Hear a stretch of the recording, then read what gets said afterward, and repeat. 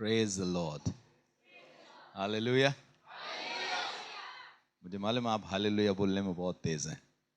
पंजाब से बेहतर तो हालेलुया इतनी जोर से कहीं और से नहीं निकलता होगा।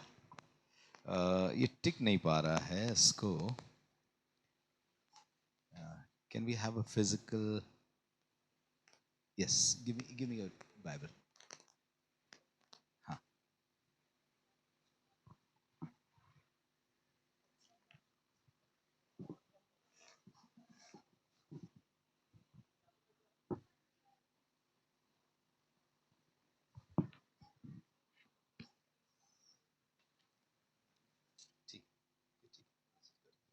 हालेलुया।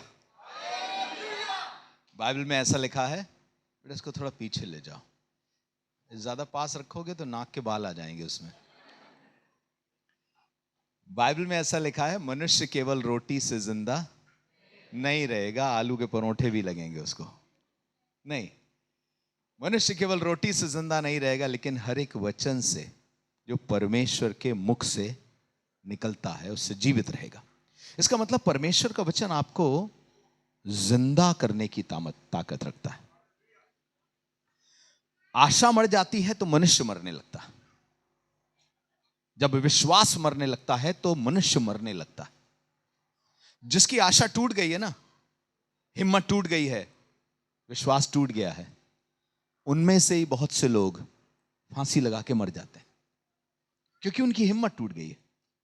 शरीर में उतनी ताकत है, लेकिन मन की हिम्मत टूट गई है। और इसलिए विश्वास परमेश्वर के वचन पे बहुत जरूरी है। भाई मैं आपके घर पे आऊं और आके कहूं चिंता ना करिए सब ठीक हो जाएगा, इसमें कितनी गारंटी है कि सब कुछ ठीक हो जाएगा? क्योंकि मनुष्य ने कहा है, उसमें कोई गारंटी नहीं है। हो सकता है और हो सकता है ना भी हो, लेकिन अगर परमेश्वर ने कहा है, उस पर भरोसा करना सबसे बेस्ट होगा। आप बोलेंगे नहीं नहीं नहीं, परमेश्वर के दास के मुंह से भी जो बात निकलती है परमेश्वर उसको पूरी करता है। हां करता है, लेकिन जरूरी नहीं कि वो बाध्य है कि पूरी करे। मालूम क्यों? एक दिन प्रभु के दास ने कहा, बहुत अच्छा दास था, इतना पावरफुल दास था कि आपको क्या बताऊं। पुराने नियम में ऐसे आश्चर्य कर्म उस समय तक किसी ने नहीं देखे थे, इतना सामर्थी था। उसने लकड़ी पे और वेदी पर पानी पे पानी, पानी पे पानी, पानी पे पानी डलवा दिया, और उसके बाद कहा, प्रभु मैंने तेरे वचन के मुताबिक किया है, आग भेज। आग आ गई, और सुनिए, लकड़ी जल गई, पानी भी चट हो गया। ऐसी आग जो स्वर्ग से गिरा दे जिससे पानी तक चट हो जाए, इतना ताकतवर। एक दिन उसने एक बात बोली, प्रभु ने कहा गलत बात, मैं नहीं करूंगा ऐसा। बताइए उसने ऐसा क्या बोला था जो प्रभु ने कहा गलत है और मैं ऐसा नहीं करूंगा? कई बात बोली थी, लेकिन दो बात उसमें विशेष है।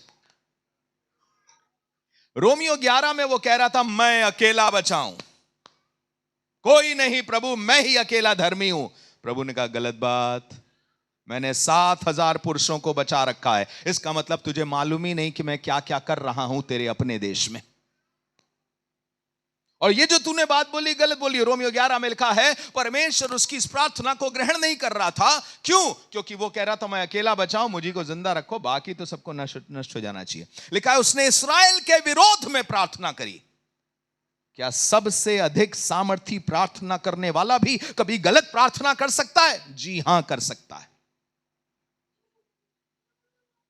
मैं आदमी की बड़ाई करने के लिए यहां नहीं खड़ा हुआ हूं, और ना अपनी बड़ाई सुनने के लिए खड़ा हुआ हूं। सिर्फ एक की बड़ाई करने के लिए खड़ा हुआ हूं, जिसकी बड़ाई जीवन भर होती रहनी चाहिए। उसका नाम उद्धारकर्ता प्रभु यीशु मसीह। आदमी के शब्द पूरे नहीं होने चाहिए, क्योंकि आदमी 4 अच्छी बातें बोलेगा तो 2 गलत चीजें भी बोल जाएगा। दूसरी बात एलिया ने क्या गलत बोली थी बताइए? मेरा प्राण ले ले, मैं अपने पुरखाओं से अच्छा नहीं हूं। एक तो नम्रता की बात बोली थी कि मैं अपने पुरखाओं से अच्छा नहीं हूं, हम में से कोई किसी से अच्छा नहीं है। लेकिन एक गलत बात बोली थी। क्या बात बोली थी? मेरा प्राण ले ले। तो प्रभु क्या बोले, अब बेटा तूने बोल दिया, तेरी घोषणा को मैं पूरा करूंगा। उसी समय मर जाता, क्योंकि हमारा दिमाग सिद्ध नहीं है, और जब तक मनुष्य का दिमाग सिद्ध ना हो जाए, उसके एक एक शब्द को परमेश्वर तौलेगा और बोलेगा ये होना चाहिए और ये नहीं होना चाहिए। मुझे बताइए, क्या परमेश्वर को तौलने का अधिकार है या नहीं है, और तौलना चाहिए कि नहीं चाहिए? जब परमेश्वर के सबसे बार बार प्रभु का दास, क्या नाम बेटे तुम्हारा? Simon, I am sorry, I should have asked this before. Simon बार बार हम लोग को इज्जत दे करके कह रहा है श्रेष्ठ और उत्तम दास। हम लोगों से करीबी से पूछो, क्योंकि हमारा मानना है सीधी बात, नो बकवास। मैं स्टेज पे खड़े होकर अपनी तारीफ नहीं कर सकता और आदमी की तारीफ नहीं कर सकता। मैं उसकी तारीफ करता हूं जो तारीफ के लायक है, उसका नाम उद्धार करता है यीशु मसीह। आपसे एक बात पूछूं, यीशु मसीह ने कहा जब तुम सब कुछ पूरा कर चुको तो ये कहना हम तो निकम्मे दास हैं। ये मेरा सरनेम है, अरुण माइकल लाल निकम्मे दास। भाई इज्जत के साथ हमें बुला रहा है और ये इसका सम्मान है जो हमें दे रहा है। And I appreciate you for the kind words, but I also understand my limitation and I understand your limitation. आपकी सीमा और अपनी सीमा को भी जानता हूं मैं तो शरद की सीमा को भी जानता हूं। इसकी वाइफ का नाम सीमा है। आज एक हिस्से को आपके बीच में रखूंगा जो आपको आशीष देगा। एक बात पूछना मांगता हूं, कितने जवान जिनकी शादी नहीं हुई, अपना हाथ उठाएं। कितने जवान जिनकी शादी नहीं हुई, लड़की लड़का सब हाथ उठाएं। इतना धीरे क्यों उठा रहे हो बेटा, मन नहीं है क्या? आज भी की बात नहीं कर रहा। थैंक यू, हाथ नीचे कर लीजिए। आप में से कुछ को लग रहा होगा जब होना ही है तो जल्दी हो जाए। समस्या यह है, 15 साल की लड़की को भी लगने लगता है मेरी कब होगी। 16 साल का जवान बच्चा जो अपने अभी भी मां बाप पे निर्भर है, जो रोटी कमाना नहीं जानता, मेहनत करना अभी नहीं जानता है, वो भी ये सोच रहा है मेरी भी जल्दी हो जाए। आप बताइए क्या बोलेंगे? आप उस बच्चे को क्या बोलेंगे? बेटा धीरे धरो, समय आएगा सब कुछ हो जाएगा। अच्छी सलाह है या बुरी सलाह है? सही बताइएगा। कितने में शादी हो गई? नहीं हुई? आपकी हो गई? कितनी उम्र में हुई थी? 21 साल में। बस अभी निकले ही निकले हैं उस उम्र से। सरकार ने कहा 21 में शादी कर सकता है आदमी, इसने 21 साल एक दिन के होते ही कर ली। लेकिन ईमानदारी से बताओ, मन तो 18 से होगा ना? और 3 साल के लिए क्या करना पड़ा? ठहरो ठहरो ठहरो ठहरो ठहरो। और हमें लगता है ये जो ठहरो वाली शिक्षा है ना, ये बिल्कुल ठीक नहीं है।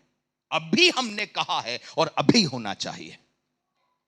पर आज मैं आपको याकूब उसका 5 अध्याय, उसका 10 और 11 पद आपके सम्मुख रखना चाहता हूं। याकूब उसका 5 अध्याय, उसका 10 और 11 पद। परमेश्वर के वचन को खोल करके सब लोग निकाल लें और हम लोग देखेंगे जेम्स चैप्टर 5 वर्सेस 10 एंड 11। याकूब 5 अध्याय, उसका 10 और 11 पद। जी हां।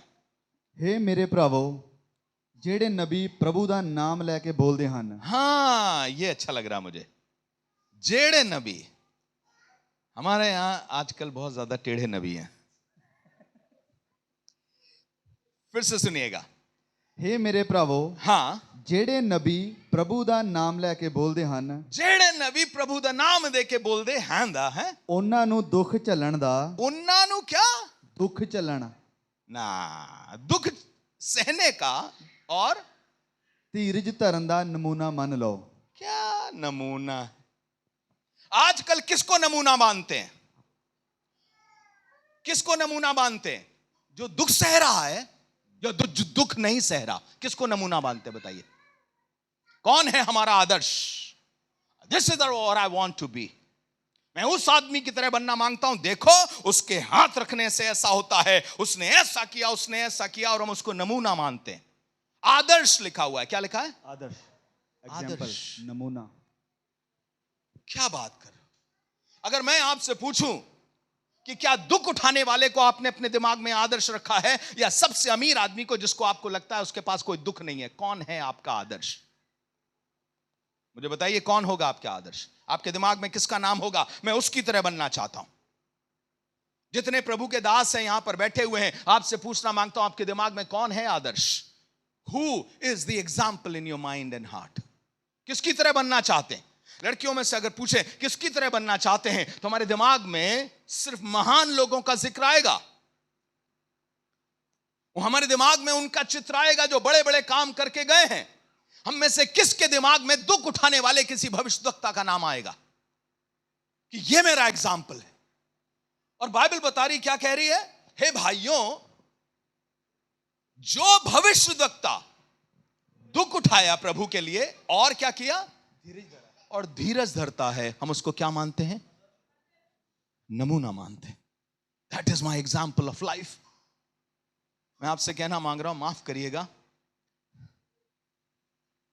मैं दुनिया की लीक पे प्रचार नहीं कर रहा हूं आपसे, वो बताना मांग रहा हूं जो मसीह यीशु का कलाम शुरू से लेकर आखिर तक बताना मांग रहा है। नमूना कौन बना के रखा है? Who is the greatest man in your mind?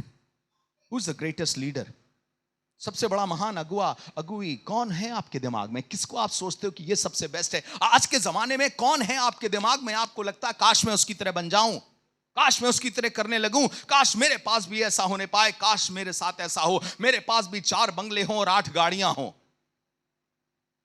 हम में से कौन है जो किसी दुख उठाने वाले को अपना नमूना बांध के चलता है?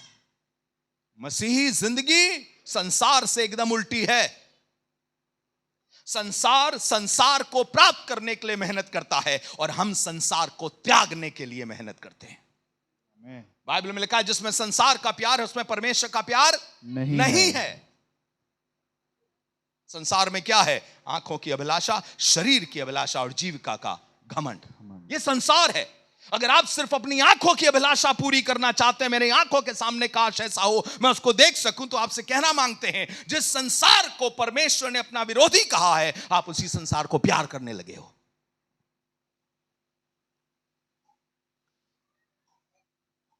रोटी, कपड़ा, मकान, ये सब परमेश्वर पापियों को भी देता है, और भर भर के देता है।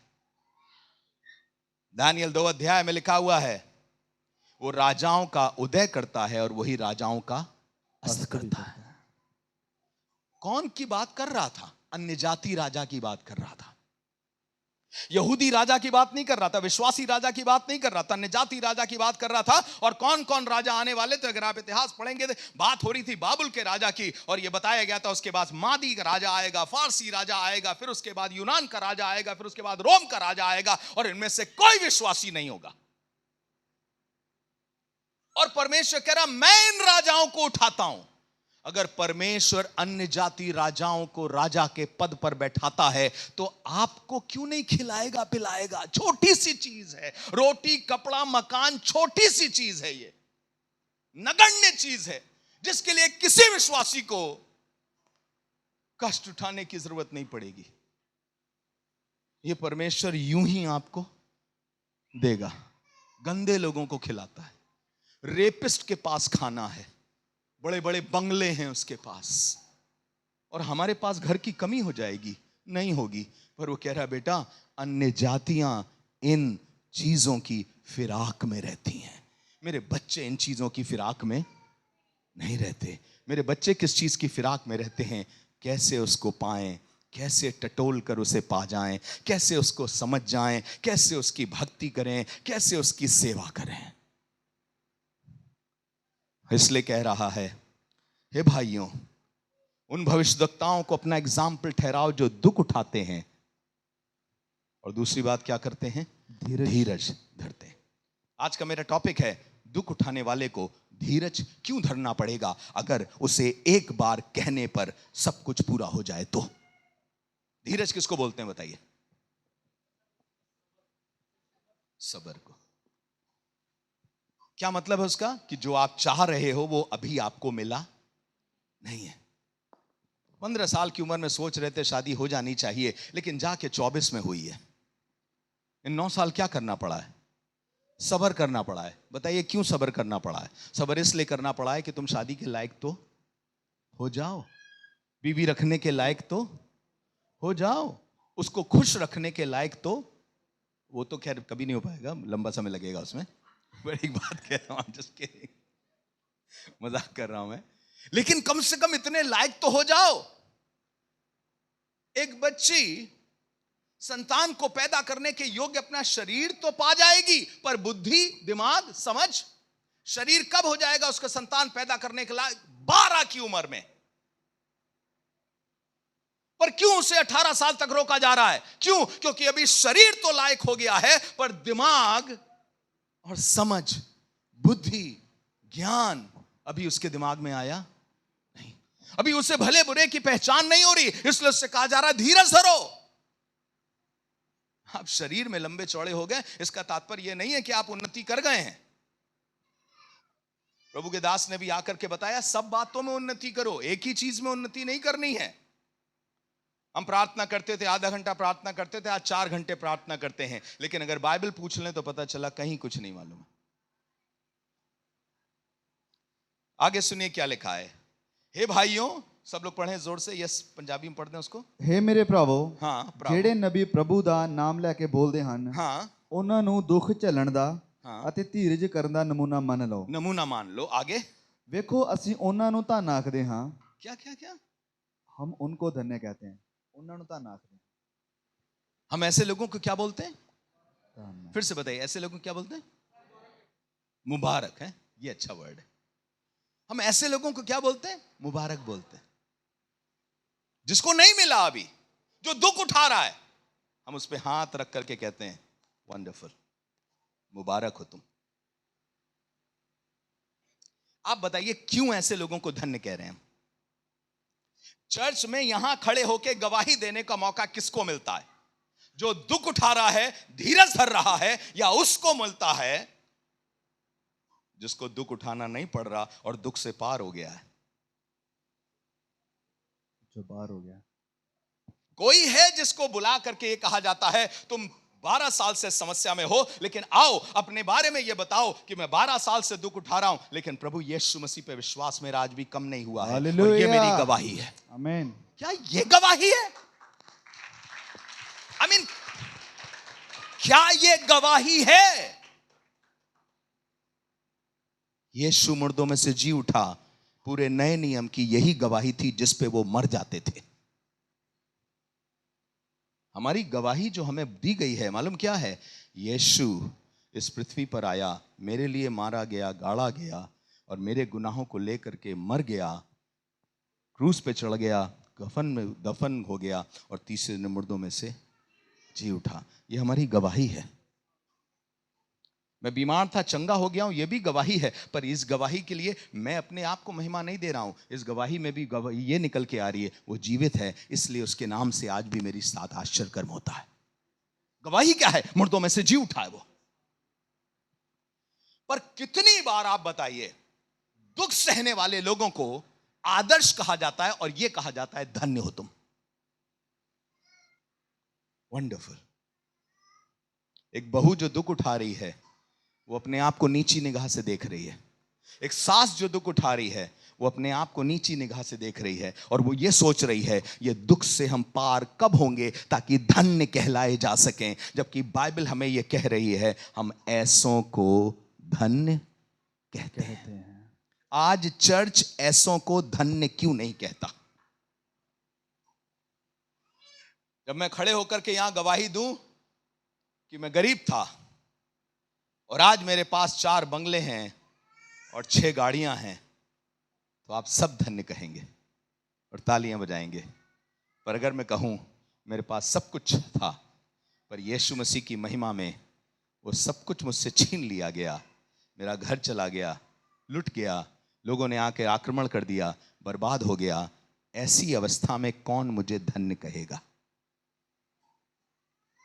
कोई धन्य कहेगा?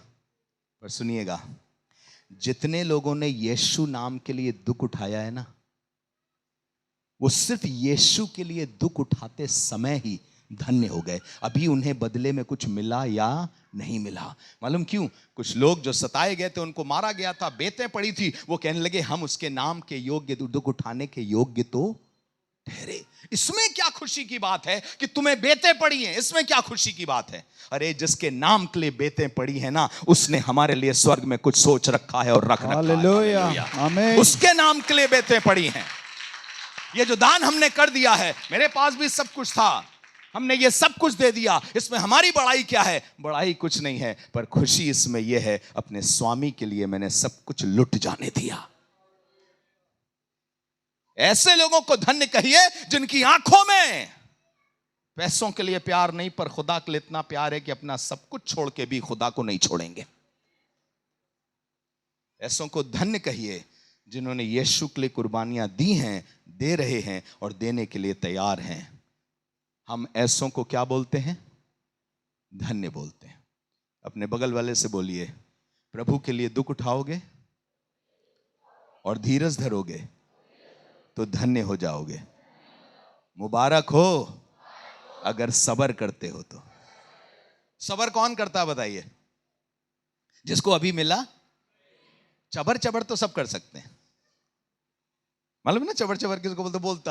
बोलता बहुत है, बड़ी बड़ी बातें सब कर सकते हैं, पर हो सकता है दिल में सबर ना हो। प्रार्थना बहुत से लोग कर सकते हैं, पर हो सकता है दिल में सबर ना हो। जो दिल में सबर लिए हुए है उसको कैसा बोलते हैं बताइए? दिल में सबर रखने वाला कैसा दिखाई देगा? अगर किसी लड़के को शादी करनी है, उसकी उम्र 21 साल हो गई है और कह रहे हैं इसको सबर है या नहीं है, तो कैसे पता चलेगा? जो लड़का 21 का होते ही किसी कॉलेज के बाहर खड़ा हो गया, लड़कियों का कॉलेज है, उसके बाहर खड़ा होकर के एक दरवाजे से दूसरे दरवाजे तक छोड़ रहा है लोगों को आंखों ही आंखों में, आप क्या बोलेंगे? उससे सबर है? नहीं है उससे सबर। और बहुत से लोग परमेश्वर में आने के बाद ये सोचते हैं अब मेरा जीवन एकदम से ऐसा होना चाहिए जैसा मैं चाहता हूं। अरे भाइयों और बहनों, पहली चीज तो जीवन वैसा नहीं होना चाहिए जैसा आप चाहते हो, जीवन वैसा होना चाहिए जैसा वो चाहता है। दूसरी बात, उसके लिए भी सब्र करना पड़ेगा। आप बताइए, परमेश्वर ने सृष्टि कितने दिन में बनाई? 6 दिन बनाई। बनाई कैसे?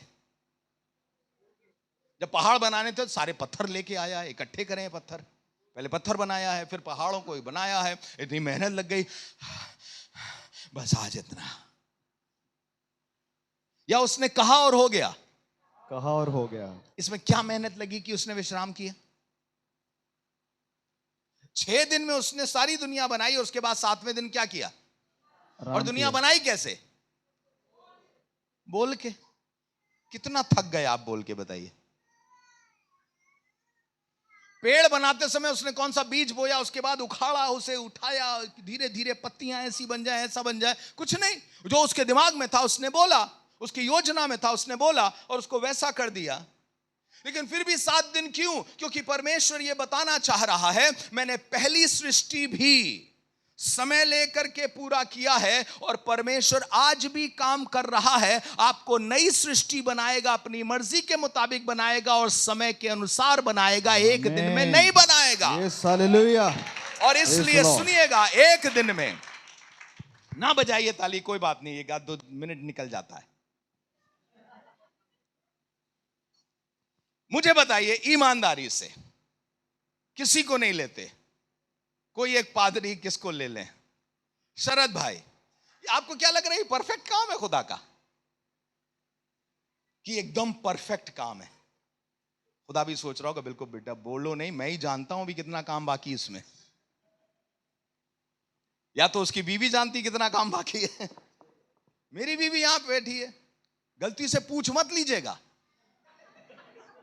कि अभी मुझ में कितना काम बाकी है परमेश्वर का, क्योंकि वो बता भी देगी। पर सच ये है, हम में से कोई अभी फिनिश्ड वर्क नहीं हुआ है। और परमेश्वर समय क्यों ले रहा है? क्योंकि यही परमेश्वर का तरीका है कि वो अपने समय पर सब कुछ करता है। आकाश के नीचे, पृथ्वी के ऊपर हर एक बात का समय है, बटोरने का समय है और बिखराने का भी समय है, मारने का समय है और जिलाने का भी समय। ऐसा नहीं है कि आपने कहा जिला दो और उसी समय खुदा ने कहा बस बेटा बोल दिया तो चलो जिला ही देते हैं। अरे भैया टाइम लगेगा जिलाने में भी, सोच के जिलाएगा, सही समय पे जिलाएगा। आपको क्या लगता है यीशु मसीह के टाइम पे जितने मुर्दे मरे थे, जितनों की कहानियां लिखी है, नाइन नगर की विधवा का बेटा, 12 साल की वो बिटिया, लाजर और कौन को जो मुर्दों में से जी उठे, इतने ही लोग मरे थे यीशु मसीह के 33.5 साल में, या और भी मरे थे? और भी मरे होंगे कि नहीं मरे होंगे? यूसुफ कहां गए? यीशु मसीह के पिता पूरी सीन में क्यों नहीं है? क्योंकि इतिहास के अनुसार वो मर चुके थे। मेरा सवाल ये, उनको जिंदा क्यों नहीं किया? यीशु मसीह कबर कबर क्यों नहीं गए? अच्छा ये ताजा वाला, ये अभी मुर्दा हुआ है, निकलो बेटा निकलो निकलो निकलो, मैं यहां मुर्दे जिंदा करने आया हूं। क्यों नहीं करा? हम में से कोई दुख पसंद नहीं करता, पर आपसे कहना मांगता हूं, विश्वासियों के लिए जब तक यहां हैं एक उद्देश्य के लिए जिएंगे, और जब यहां से चले गए ना तो इससे बेहतर जीवन संसार में कभी मिल भी नहीं सकता है कि हम उसके लिए जिएं और उसके लिए मर के उसके पास चले जाएं। हम उन लोगों की तरह नहीं है जिनकी आत्माएं वगैरह भटकती रहती है। एक तो 40 दिन की जो सभाएं लोगों ने करनी शुरू कर दी है, मरने के बाद 40वें दिन सभा होगी, ये सोच के कि आज के दिन ही उनकी आत्मा जा रही है, आज तक क्या कर रही थी। सबोपदेशक 12 में क्या लिखा है? मिट्टी ज्यों की त्यों मिट्टी मिल जाती, फिर आत्मा जिसके पास से आई उसके पास अर्थात परमेश्वर के पास लौट जाती है। हमारी आत्माएं भटकने अटकने के लिए नहीं है भाई। ऐसा नहीं कि नहीं पापा पहले 3 बार दिखाई देंगे, मम्मी 3 बार दिखाई देंगी, फिर उसके बाद जाएंगी। अरे वो सुकून में है। जिसने विश्वास में अपनी जिंदगी को शुरू किया और विश्वास में खत्म हो गए, वो लोगों से अच्छा सुकून आपको कहीं दे ही नहीं सकते। ये सब में भी परमेश्वर की योजना है। सुनिएगा, इस पृथ्वी पर जीते जी जिसके पास खुदा है वो धन्य है, और जिस मर गया खुदा में वो भी धन्य है, क्योंकि उससे धन्य जिंदगी और कोई हो ही नहीं सकती कि खुदा में जिए और खुदा में मर जाएं। पर सच ये है, आज के जमाने की कलीसिया दुख उठाने वालों को और धीरज धरने वालों को धन्य नहीं कहती, और यह हमारे समाज की विडंबना है। हम सिर्फ बड़े सिंहासन पर बैठने वालों को धन्य बोलते हैं, बड़े नाम लेने वालों को धन्य कहते हैं, जिनका नाम बड़ा हो गया है, जिनकी पदवी बड़ी हो गई, जिनके सम्मान बड़ा हो गया है। एक दिन की बात है, किसी को दुख उठाना पड़ा, किसी को बहुत मारा गया। एक लड़का था, वो सभा कर रहा था, अचानक कुछ लोग घुस आए और उसे लाठियों से मारा, उसे पैरों से मारा, और वो कई दिन घायल अवस्था में रहा। एक दिन मेरी जब उससे मुलाकात हुई, उसके कई घाव थे, उस समय भी चोटें थी। जब मेरी मुलाकात हुई उससे, तो वो, आपको बताना मांगता हूँ, मैं बिशप हूँ और वो एक साधारण सा पादरी है। मैंने उसकी तरफ देखा और मैंने कहा, बेटा मैं एक बात कहना चाहता हूँ तुझसे, तू मुझसे धन्य है ज्यादा, तू मुझसे ज्यादा धन्य है। तेरी इज्जत परमेश्वर की निगाह में आज मुझसे ज्यादा दिखाई दे रही है, और मैं तुझसे कह रहा हूं, मैं कह रहा हूं परमेश्वर का दास होकर के इस बात को, कि तेरी इज्जत मुझसे कहीं ज्यादा दिखाई दे रही है। अरे नहीं नहीं नहीं नहीं, ऐसा नहीं भैया जी, ऐसा नहीं है। मैंने कहा, बेटा परमेश्वर का वचन साफ इस बारे में बता रहा है, जो दुख उठाते हैं और धीरज धरते हैं परमेश्वर के लोग, उन्हें क्या बोलते हैं? धन्य बोल। और ये मेरा फर्ज बनता है कि मैं तुम्हें धन्य बोलूं, कि तुम धन्य हो यीशु के लिए दुख उठा के। अभी घाव भरे भी नहीं है तो धन्य कैसे हो गया? चमत्कार भी नहीं हुआ, धन्य कैसे हो गया? जो लुटा था वो दुगना भी नहीं हुआ, धन्य कैसे हो गया? सिर्फ यीशु के लिए लुटा दिया, ये बात की वजह से ही धन्य हो गए। सुनिएगा, अय्यूब की तरह आपको दुगना मिल जाए, खुदा करे 4 गुना मिल जाए जो आपने खोया है। पर सुनिएगा मेरी बात, जब सब मिल जाए तब अपने आप को धन्य मत बोलिएगा। धन्य तो तभी से बोलना शुरू करिए कि हम उसके नाम के लिए कुर्बानी देने के योग्य तो ठहरे, हम उसके नाम के लिए दुख उठाने के योग्य तो ठहरे। हम धीरज धरने वालों को क्या करते हैं? धन्य बोलते हैं। धीरज धरने वालों को धन्य बोलते हैं। आगे सुनिए क्या लिखा है, हम धीरज धरने वालों को धन्य बोलते हैं। हाँ, तुसा अयूब दा सबर सुनिया। हाँ, तुमने अय्यूब का प्रचार सुनिया। सब्र। तुमने अय्यूब की आशीष सुनिया नहीं, तुमने अय्यूब का सबर का हाल सुना होगा ना। अरे ये कोई सुनने वाली बात है? सबर का हाल सुनने वाली बात है? इस दुनिया में एक चीज आपको सबसे ज्यादा सुनना है, और वो ये है कि जितनों ने विश्वास किया, चाहे वो अब्राहम हो, इसहाक हो, याकूब हो, ऐसा नहीं है कि आज विश्वास किया और परमेश्वर ने कल सारी अपनी प्रतिज्ञाओं को पूरा कर दिया। परमेश्वर ने उनको समय लेकर उनके विश्वास को परखा और सोने से ज्यादा अधिक इंपॉर्टेंट उनके विश्वास को बनाया। परखा हुआ विश्वास ज्यादा इंपॉर्टेंट है बनाए उसके कि सिर्फ बोला हुआ विश्वास। बाइबल किस विश्वास को धन्य कहती है? परखे हुए विश्वास को। इसका मतलब क्या है? एक जवान बच्चा भी 4 बड़ी बड़ी बातें बोल सकता है, लेकिन एक बुजुर्ग जिसने उस जिंदगी को जिया है, उसका विश्वास परखा हुआ विश्वास है। एक जवान कह रहा है दुख आएगा ना मैं खड़ा रहूंगा, बिल्कुल हिम्मत नहीं हारूंगा, कोई प्रॉब्लम आएगी मैं खड़ा रहूंगा, बिल्कुल हिम्मत नहीं हारूंगा। और दूसरा वहीं पे एक बुजुर्ग खड़ा हो और बोले मेरे पास दुख आया था लेकिन प्रभु ने मेरी ताकत दी, मेरा पैसा चला गया था, प्रभु ने मुझे ताकत दी मैं सह सकूं। इस आदमी को आप सुनेंगे तो एक के मुंह में लगेगा वचन है, दूसरे के जीवन में अनुभव है। एक के मुंह में सिर्फ वचन है, पर दूसरे के मुंह में क्या है? जीवन के अनुभव की बातें हैं। आप इस बूढ़े के पास जाएंगे और कहेंगे अंकल अपनी कहानी बताइए, किस किस दौर से गुजरे थे। दूसरा वाला तो सिर्फ चिल्ला रहा है, सिर्फ बोल रहा है, जिसके अगेंस्ट में मैं नहीं हूं, पर मैं ये कहना मांग रहा हूं, सुनिएगा, हम धीरज धरने वालों को धन्य कहते हैं, हम दुख उठाने वालों को धन्य कहते हैं। जिनके लिए यीशु सबसे बड़ा धन है उनको धन्य कहते हैं। जिनके लिए यीशु से कुछ प्राप्त करना धन है, हम उनको धन्य नहीं कहते। बाइबल में लिखा है लेने से देना। प्रेरितों का काम 20:35 में ना पौलुस ने इफिसु की कलीसिया के सारे अगुओं को बुला करके उनको समझाया था, तो उसने वहां पर यह बात बोली थी, हम खुद तुमसे कहना मांगते हैं, समझो प्रभु ने खुद कहा है। क्या कहा है? लेने से देना अधिक धन्य है। जितना आप प्राप्त करके खुश होते हो, मेरी प्रार्थना है उतना प्रभु के लिए दे करके खुश हो तो मजा आ जाएगा। प्रभु के लिए खर्च करके खुश हो तो मजा आ जाएगा। अपने जीवन को उसके लिए लगा करके देखो तो मजा आ जाएगा। चलिए इब्रानियों उसका 12 अध्याय उसके पहले पद को पढ़ेंगे। इब्रानियों उसका 12 अध्याय और उसका पहला पद। मैं लंबा ना जाऊं। ਉਪਰੰਤ इसके ਜਦੋਂ लिए ਗਵਾਹਾਂ ਦੇ ਇੰਨੇ ਵੱਡੇ ਬੱਦਲ ਨੇ ਸਾਨੂੰ ਘੇਰਿਆ ਹੋਇਆ ਹੈ, ਤਾਂ ਆਓ ਅਸੀਂ ਵੀ हर एक भार जबकि गवाहों का ऐसा बड़ा बादल हमको घेरे हुए है, तो आओ हम हर एक भार ਅਤੇ ਉਸ ਪਾਪ ਨੂੰ ਜਿਹੜਾ ਸਹਿਜ ਨਾਲ ਸਾਨੂੰ ਫਸਾ ਲੈਂਦਾ ਹੈ ਪਰਾਂ ਸੁੱਟ ਕੇ ਉਸ ਦੌੜ ਵਿੱਚ ਜੋ ਸਾਡੇ ਸਾਹਮਣੇ ਪਈ ਹੈ ਸਬਰ ਨਾਲ ਦੌੜੀਏ। कैसे दौड़ो? सबर। अब मुझे बताइए सबर से कौन दौड़ता है? कभी आपने 100 मीटर की दौड़ सबर से दौड़ी है? 400 मीटर की दौड़ सबर से दौड़ी हो तो बताइए। या कोई भी दौड़ पता चला वहां फ्री में मिल रहा है कुछ, 4 लोगों को पता चला वहां फ्री में लॉटरी बट रही है और उसमें 2-2 लाख की लॉटरी निकल रही है। आप बताइए कौन सबर से दौड़ेगा? कौन दौड़ेगा और बोलेगा बहन तू आगे जा, कोई बात नहीं? कोई सबर से दौड़ेगा? हमारी दौड़ सबर की दौड़ क्यों कह रहा है भाई? और वो कह रहा है वो दौड़ जिसमें हमें दौड़ना है रोकने वाली वस्तु, उलझाने वाले पाप को जो हमें आसानी से उलझा लेता है, दूर करके सबर से दौड़ें।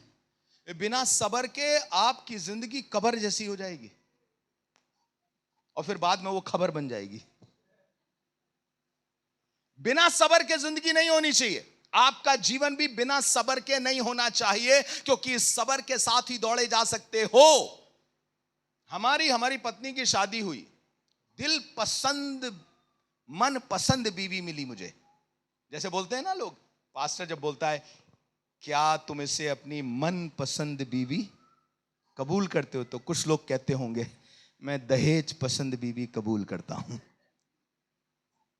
मन पसंद बीवी मिली, लेकिन आपसे कहना मांगता हूं शादी के बाद उससे ये एहसास हुआ ये कौन चीज गले लग गई। और ऐसा ही एहसास मुझे भी हुआ और हम दोनों एक दूसरे को बदलने की कोशिश कर रहे थे। ये मुझे बदल रही थी और मैं उसको बदलने की कोशिश कर रहा था, और मजे की बात है दोनों में से कोई नहीं बदल रहा था। कोई ऐसा पति नहीं है जो ये ना कहता हो, या पत्नी नहीं है जो ऐसा ना कहती हो ये आदमी कभी नहीं बदलेगा। ज्यादातर पत्नियों ने यह बात कही होगी, ये आदमी कभी नहीं बदलेगा, क्योंकि हम बदलना मांग रहे हैं। पर आपसे कहना मांगता हूं, 7-8 साल तक ये मुझे बदलती रही, हम इसको बदलने की कोशिश करते रहे, और हम दोनों की जिंदगी बदल नहीं रही थी। क्योंकि हमें लग रहा था हमें फिनिश्ड वर्क चाहिए, इसे लग रहा था इसे फिनिश्ड वर्क चाहिए, इसे पक्का आदमी चाहिए, वो आदमी जो एकदम 100% स्वर्गदूतों के बाद दूसरे नंबर पे आता हो। मैं सोच रहा था कि मैं भी एकदम सारा के बाद दूसरे नंबर पे जो महिला आती, उसी महिला से शादी कर रहा हूं मैं। लेकिन बाद में एहसास हुआ ऐसा कुछ नहीं है। मुझे धीरज धरना पड़ेगा इसके लिए, और इसको धीरज धरना पड़ेगा मेरे लिए। आप पता करके देख लीजिएगा मैं किस टाइप का हस्बैंड था। बहुत से हस्बैंड हंसते हंसते बेंड हो जाते हैं, मैं उनमें से बिल्कुल नहीं था। और ना ये थी, इंग्लिश में इसने एमए किया है, पर इसे एक स्पेलिंग आती ही नहीं थी, ना बोलना आता था ना स्पेलिंग आती थी। सॉरी, SORRY, सॉरी कभी नहीं। अब मैं सोचता था यार सारी जिंदगी मेरी गलती है, इसकी तो हो ही नहीं रही है। पिछले 7-8 सालों से इसकी कोई गलती नहीं रही है, सारी मेरी है। लेकिन आपको बताएं, एक समय में आया जब मेरे पास एकदम से, जैसा पुराने जमाने में सीरियल्स में नहीं होता था, वो वाला मौका आया जब इसने कहा मेरी गलती थी, आई एम सॉरी। मैं एकदम, क्या सॉरी निकला? अरे भाई धीरज धरो, धीरज धरने वाले अपनी मंजिल को प्राप्त करोगे, लेकिन एक दिन में कुछ नहीं होने वाला। परमेश्वर ने अगर तुम्हें 80 साल का जीवन दिया है, तो 80 साल वो हर दिन तुम्हारे अंदर काम करेगा, बनाता चला जाएगा। पहले दिन तुम वो नहीं बन जाओगे, पहले दिन तुम सिद्ध नहीं बन जाओगे। पास्टर साइमन, आप कितने भी अच्छे हो, लेकिन 4 लोग आपके अंदर गलतियां पाएंगे, और वो सच भी होगी। और आप भी जितने अच्छे बन जाओ, हम आपके अंदर गलतियां पाएंगे और वो सच भी होंगी, क्योंकि हम सब धीरे धीरे अंश अंश करके उसके स्वरूप में बदल रहे हैं। हालेलुया। और इसके लिए धीरज धरना पड़ेगा। कोई पादरी ऐसा बता दीजिए जिससे लोगों के साथ धीरज नहीं धरना है, सबर नहीं करना। हर एक पादरी को सबर करना है। एक दिन पौलुस ने फिलिप्पियों 3 अध्याय के पहले पद को पढ़िए, पढ़िए क्या लिखा है। फिलिप्पियों 3 अध्याय का पहला पद, पौलुस क्या बता रहा है। यह यात्रा सबर की यात्रा है। परिपक्व बनना सबर का काम है। यीशु मसीह के जैसा बनना सबर का काम है। हर एक चीज को परमेश्वर से प्राप्त करना सबर का काम है। बिना सबर के कुछ नहीं होगा। सुनिएगा, फिलिप्पियों 3 अध्याय का पहला पद। हाँ, यस।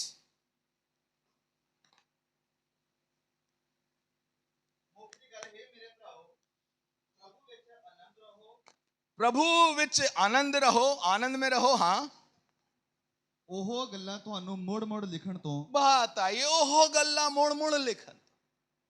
ਮੈਨੂੰ मैं नहीं अकदा। मुझे कोई प्रॉब्लम उसमें?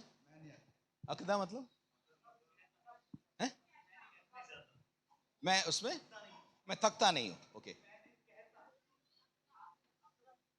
अकदा मतलब मैं थकता नहीं हूं, थकता नहीं, अकदा। ओके, वही गल्ला, और कितनी बार? बार बार वही गल्ला बार बार, मैं थकता नहीं। आप बताओ पादी साहब, कितनी बार आपको लगा होगा आप वही बातें बार बार बता रहे हो? वही बातें बार बार, एक बार बता दिया बस समझ गए ना। आप बताइए, आपका बच्चा जब स्कूल में गया और उसको सिखाया गया ए फॉर एप्पल, तो आपको लग रहा बच्चे को सब समझ में आ गया? आपको बताऊं ना, उसे ए समझ में आया ना एप्पल समझ में आया। अभी धीरे धीरे धीरे धीरे धीरे धीरे धीरे धीरे बोलते बोलते बोलते बोलते उसे याद आ जाएगा। फिर बड़ा होगा तो समझेगा ए फॉर एप्पल। उससे पहले नहीं समझ पाएगा। उसी तरीके से हर एक प्रभु के दास को वही बातें बार बार बार बार समझानी पड़ती है और उससे थकना नहीं चाहिए। क्यों? क्योंकि बिना सब्र के हम उसके जैसा नहीं बन पाएंगे। हमें अपने लिए सब्र करना पड़ेगा, दूसरों के लिए सब्र करना पड़ेगा। अपनी बीवी के लिए सब्र करो, अपने पति के लिए सब्र करो, अपने बच्चों के लिए सब्र करो, और जो खुदा का काम है उसको सब्र से पूरा करो, क्योंकि हम ऐसे लोगों को धन्य कहते हैं जो यीशु के लिए सब्र कर रहे हैं। चाहे आपको सब कुछ आज मिले ना मिले, लेकिन अगर आज यहां से सब्र लेके चले जाओगे तो आपसे कहना मांग रहा हूं, ना जिंदगी बदल जाए, आपकी सोच बदल जाए, तब आप मुझसे कहना। हम ऐसे लोगों को धन्य कहते हैं, वही बातें बार बार बोलते हुए मैं थकता नहीं हूं। यह प्यार है प्रभु के लोगों। बार बार बोलने की जरूरत क्यों पड़ रही है? क्योंकि पहली बार में समझ नहीं आया, दूसरी बार में समझ नहीं आया, तीसरी बार में समझ नहीं आएगा, और किसी को एक बार में समझ में नहीं आता है। इसलिए पौलुस कह रहा, बार बार बोलते हुए मैं थकता नहीं हूं।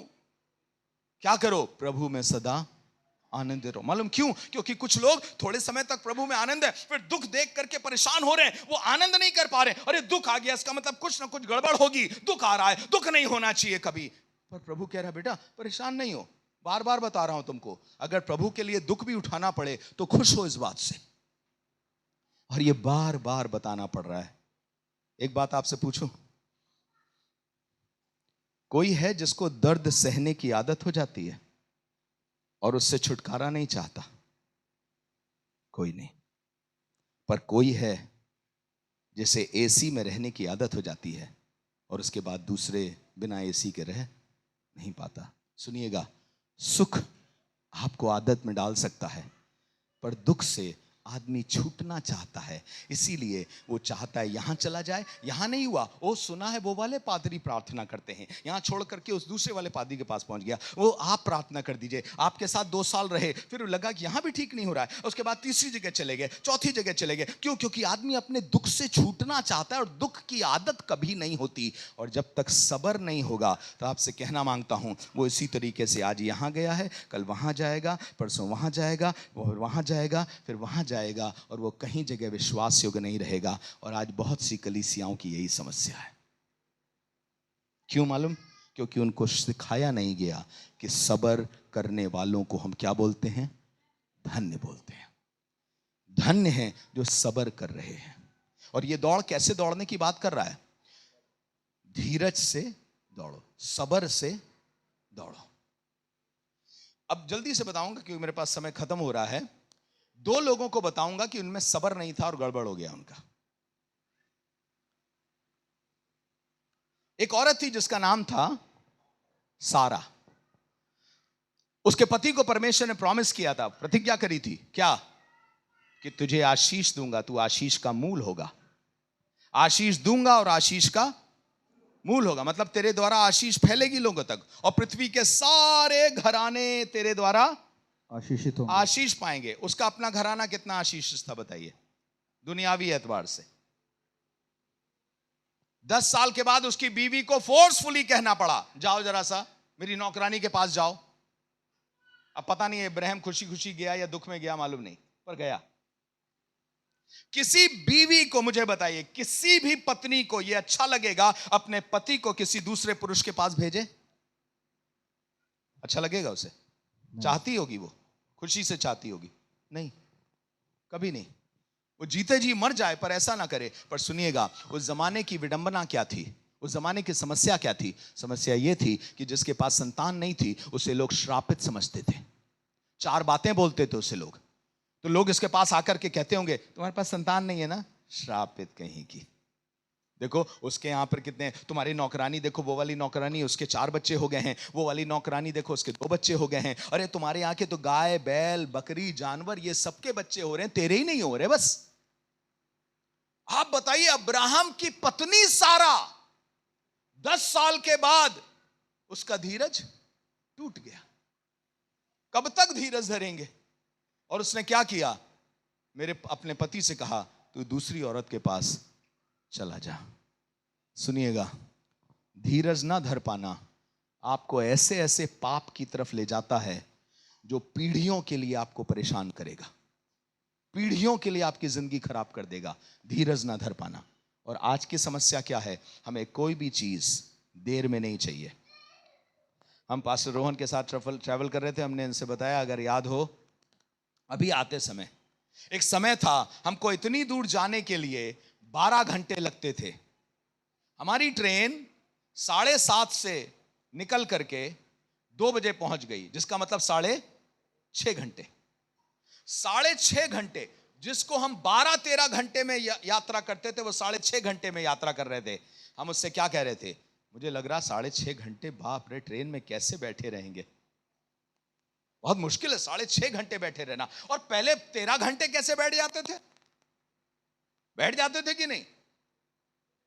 आदमी पहले बैलगाड़ी से जाता था, यहां से चंडीगढ़ जाना है तो उससे कहता था परसों पहुंच जाएंगे फुफ्फो।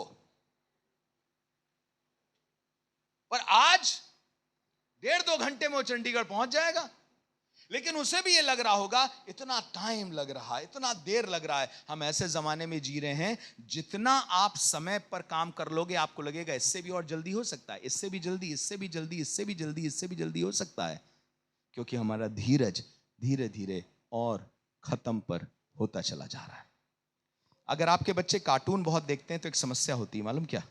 कार्टून कैरेक्टर में क्या होता है कि वो यहां से निकले और घर पहुंच गए। बच्चा जो होता है आपकी कार में बैठा, आपने कहा बेटा चलो फूफी के यहां चलते हैं, मामू के यहां चलते हैं, बच्चा थोड़ी देर के बाद 15 मिनट के बाद सवाल पूछने लगेगा, कब पहुंचेंगे, कब पहुंचेंगे, कब पहुंचेंगे? क्यों? क्योंकि बच्चे को सब्र का कोई कॉन्सेप्ट दिमाग में नहीं है, टाइम का कोई कॉन्सेप्ट उसके दिमाग में नहीं है। समय सब चीजों का समय है। 4 घंटा आप बोल दीजिए बेटा 4 घंटे में पहुंचेंगे, ना 5 मिनट के बाद आपसे फिर पूछे कब पहुंचेंगे।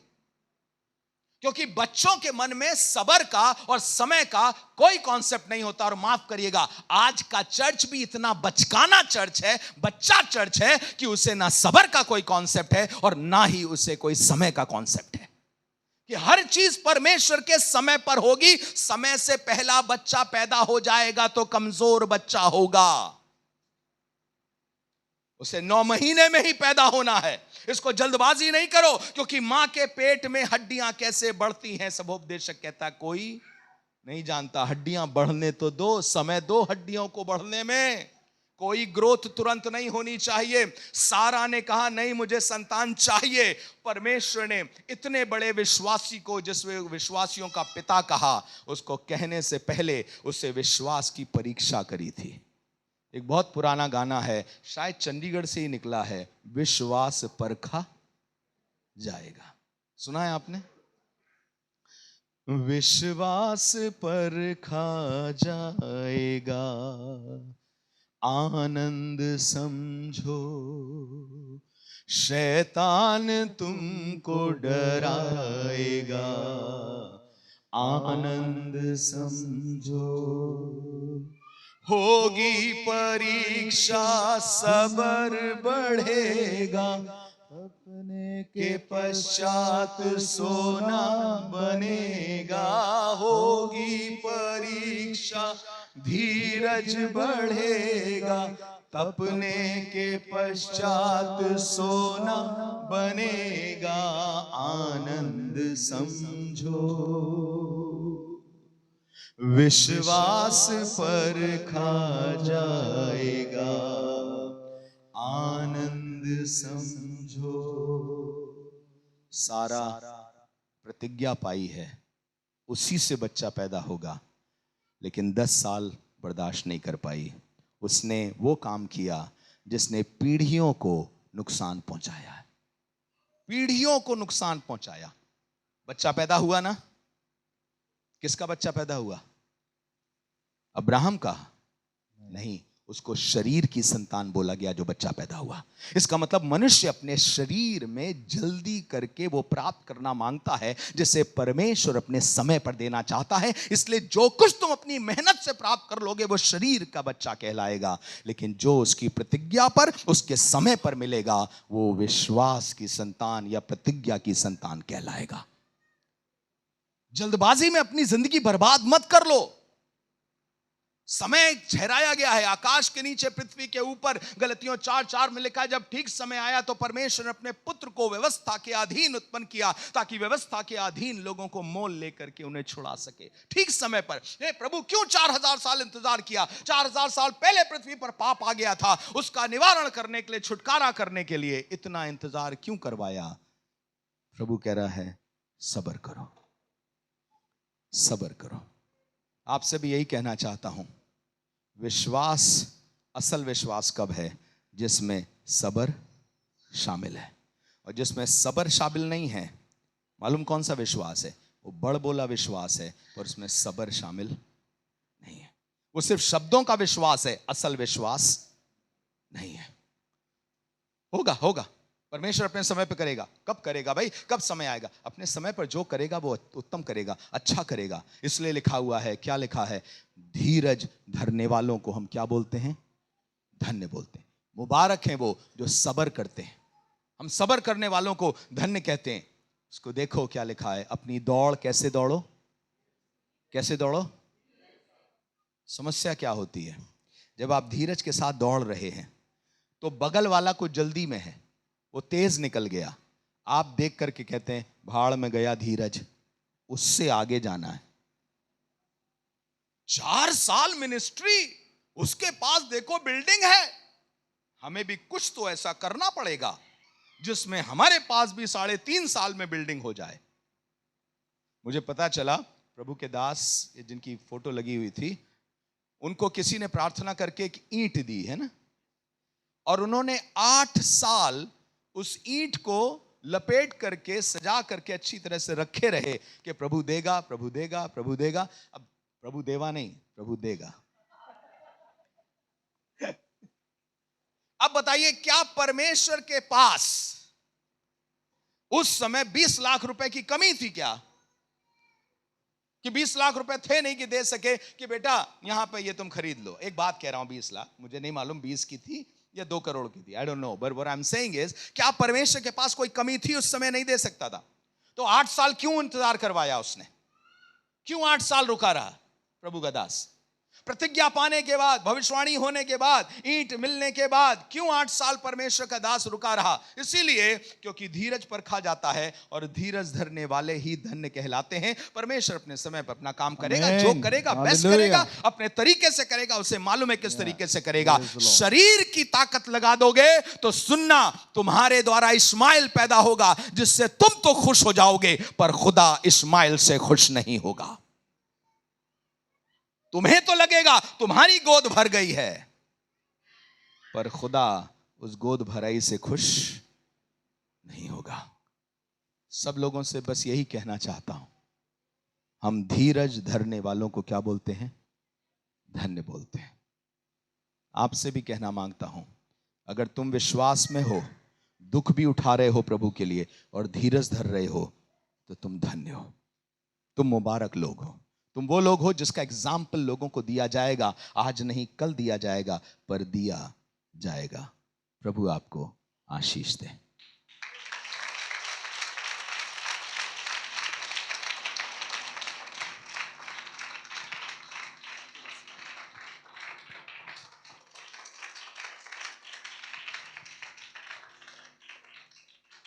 Hallelujah, hallelujah. जिस समय पास्टर ये वचन बोल रहे थे, और मैं उन दिनों को याद कर रहा था, और पास्टर जी ने एकदम से उस बात को बोल दिया। 22 साल हमने इस प्लॉट के लिए प्रार्थना करी है, और 8 साल हमने उस ईंट को संभाल के रखा है। मैं 2 मिनट लूंगा अपनी गवाही को बताने के लिए। बस इस सामने वाले जो घर है हमारा, उसके ऊपर हमारा चर्च हुआ करता था। वो 65 गज की जगह है, लेकिन जब हम इस एरिया में आए तो हमने इस प्लॉट को देखकर ये कहना शुरू किया, ये हमने चर्च के लिए खरीदना है। और ये एनुअल जो हमारी उपवास प्रार्थना है, ये 28वीं उपवास प्रार्थना है।